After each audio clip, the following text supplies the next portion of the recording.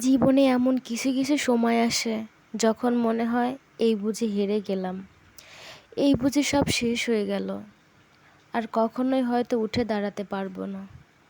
এমন সময়গুলোতে ইচ্ছে হয় সব কিছু ছেড়ে ছুড়ে দিয়ে কোথাও একটা হারিয়ে যাই। এমনকি বাঁচার ইচ্ছেটুকুও থাকে না, হারিয়ে যায়। কি করবেন জীবনে এমন সময় আসলে?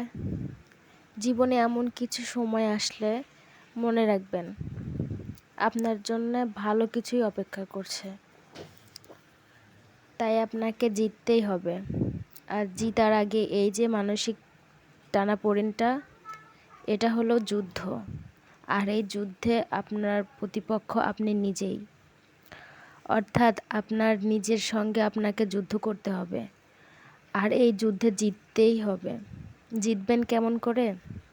মনে রাখবেন, এক সময়ে মাথায় উটকো ভাবনাগুলো কোনোভাবেই প্রকাশ করা যাবে না, কারণ প্রশ্রয় দিলে যে কেউ মাথায় চড়ে বসে। যেখানে সব কিছু শেষ হয়ে যায় সেখান থেকেই নতুন করে আবার শুরু হয়, নতুন কিছু আবার জন্ম নেয়। জীবনটা এমনই, ভালো মন্দ নিয়েই জীবন। আপনাকে ভালো কিছু পেতে হলে মন্দ সময়ের সাথে লড়াই করতে করতে যেতে হবে। আপনি লড়াই করছেন, তার মানে আপনি জিতছেন, আপনি জিতবেন। খারাপ সময়টা একদিন আপনার জীবন থেকে সরে যাবে। একদিন আপনার জীবনে ভালো একটা সময় আসবে, যে সময়টা আপনি কল্পনাও করতে পারেন নাই যে আপনার জীবনে এত সুন্দর একটা সময় আসবে। জীবনের সাথে লড়াই করুন, সামনের দিকে এগিয়ে যান, দেখবেন আপনার জন্য ভালো কিছু অপেক্ষা করছে, যেটা আপনি কল্পনাও করতে পারেন নাই।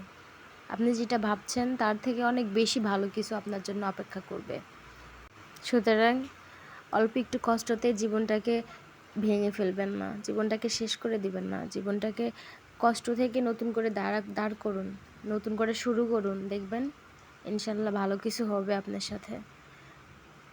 ভালো কিছু পেতে হলে খারাপ সময়ের মধ্য দিয়ে আমাদের যেতেই হবে। আপনি লড়াই করছেন, তার মানে আপনার সামনে ভালো কিছুই হবে।